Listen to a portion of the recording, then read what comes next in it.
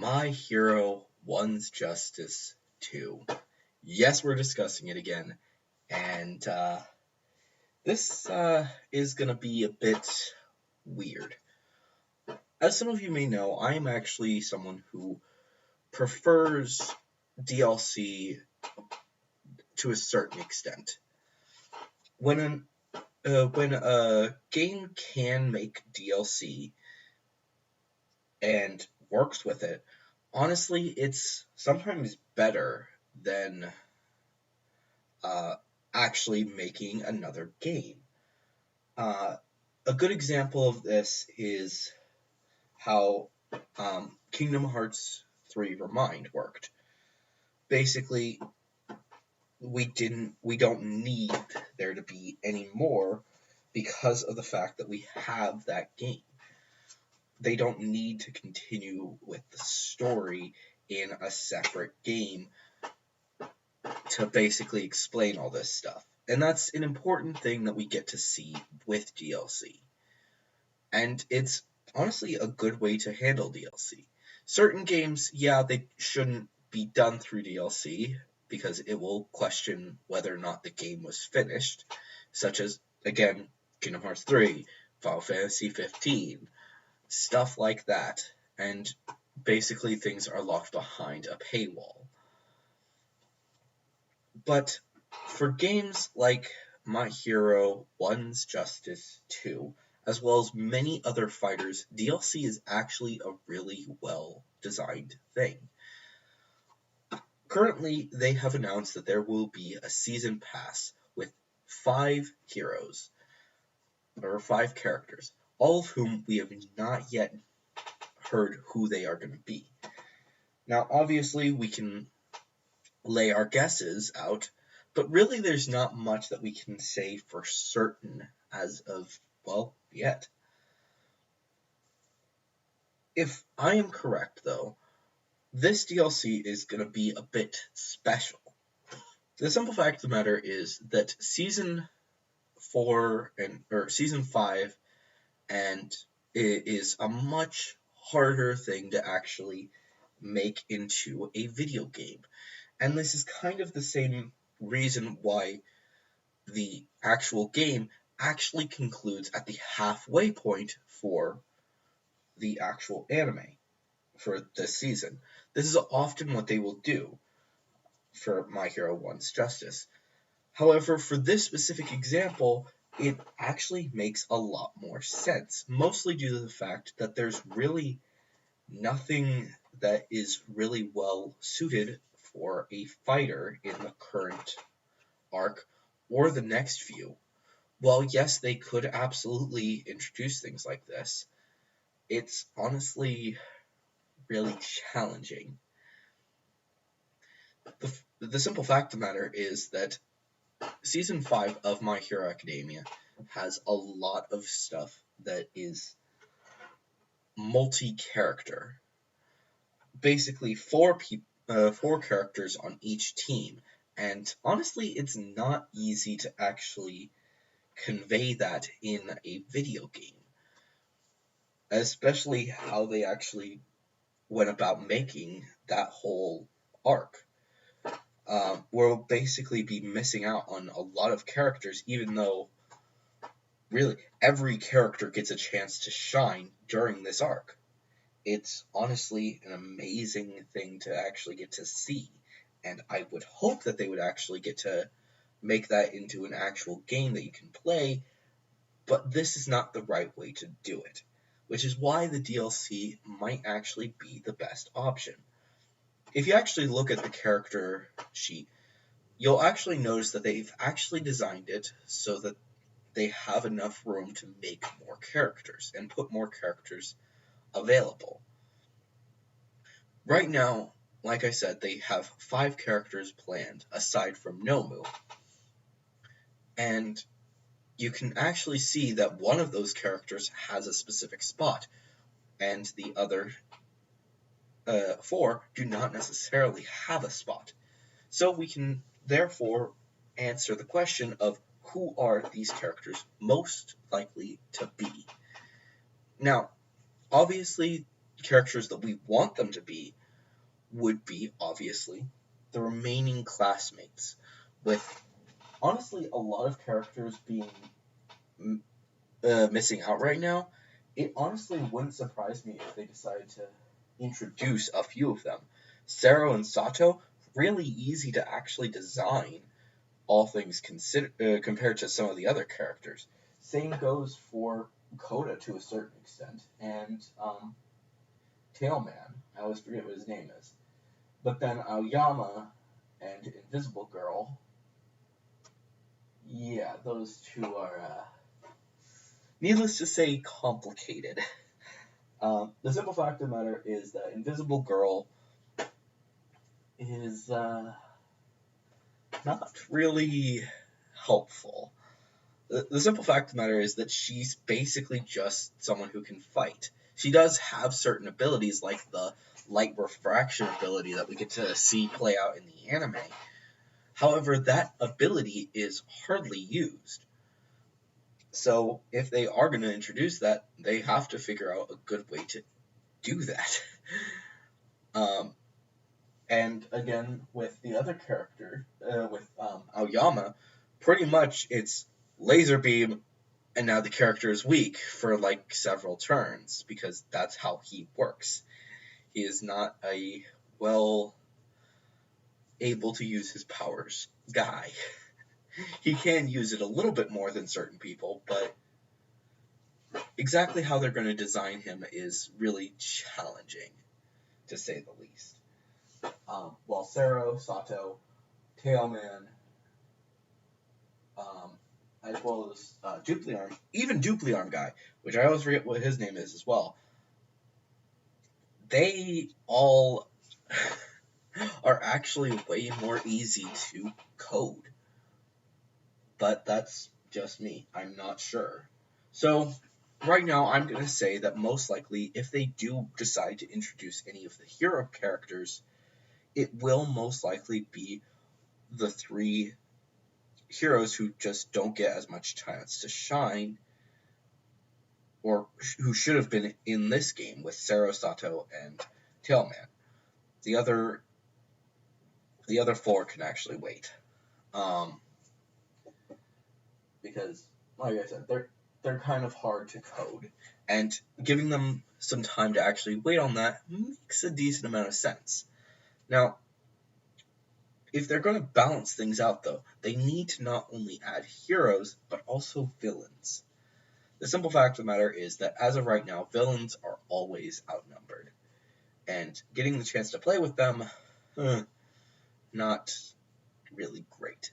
Like, even if you decide to go random characters every single time, the chance of you getting a hero is way more likely than getting a character who's a villain in both games.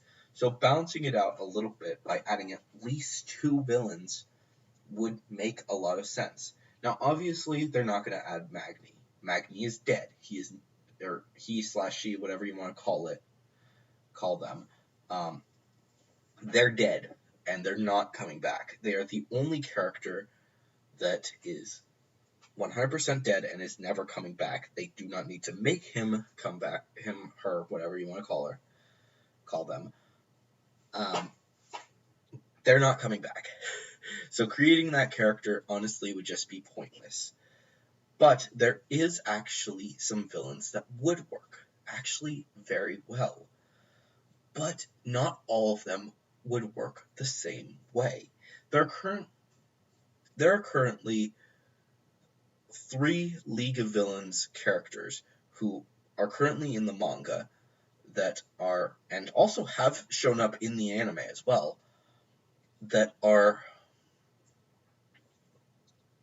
still not in the game and have a lot of possibility. One of these is Kurogiri. Kurogiri is a fantastic fighter. Actually, bringing him in would make a lot of sense. It's just that right now he's in jail, so we can't really do too much with him. Designing how they're going to actually go about with using him as a character is challenging. And putting him into the game yet, a little bit unlikely. But then there are 2 other characters. Spinner, the first of these characters. And actually, I'm not putting Spinner in the villain category. If you actually look at Spinner as a character, he's not a villain. In almost every single instance where you get to see Spinner, he wants to be like Stain, basically to take care of the world, help the world. And when you actually get to find out more about his previous life, you may realize, holy crap, this character is going to turn to the good side. Like, holy crap.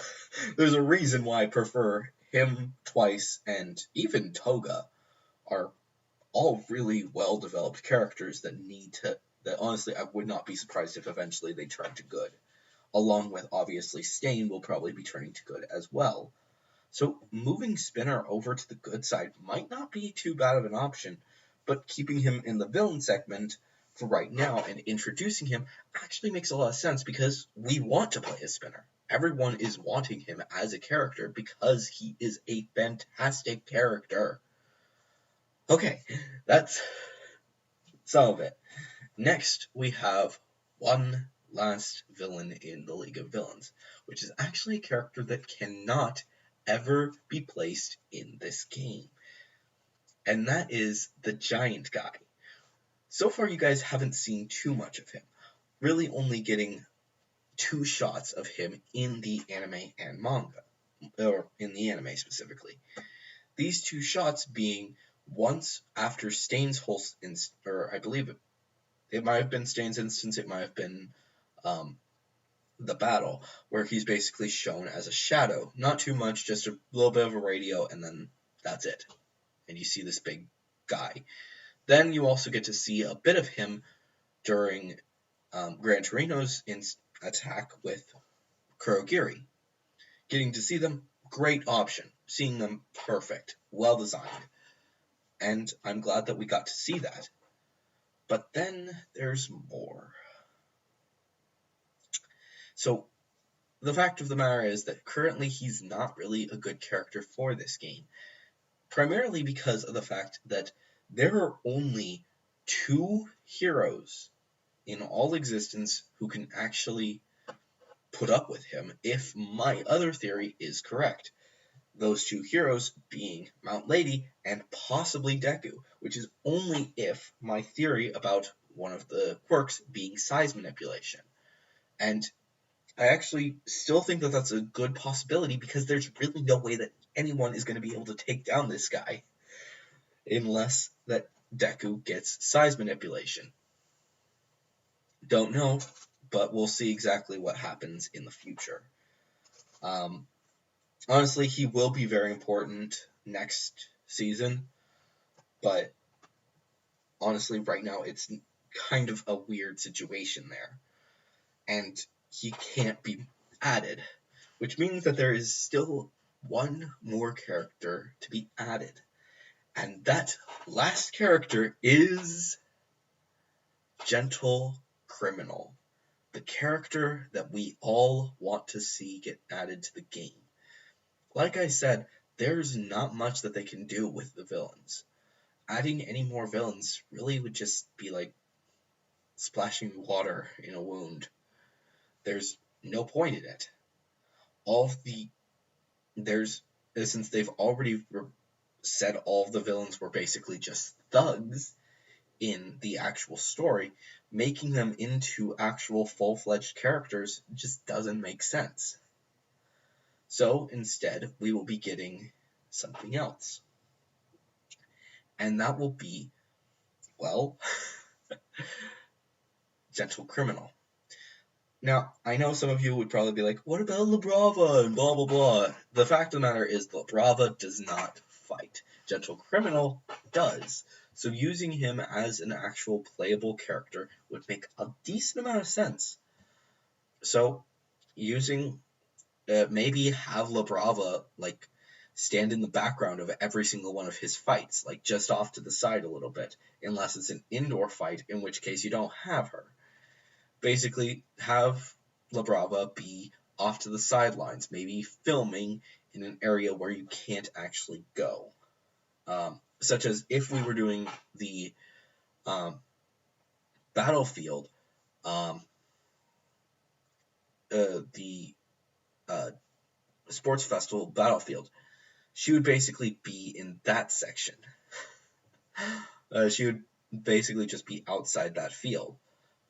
Anywhere where you can be knocked out, she might be, and so on and so forth. The exact details aren't super important, but knowing that that is a possibility actually would help out this game. And yeah, but that's all of the villain characters that can be added.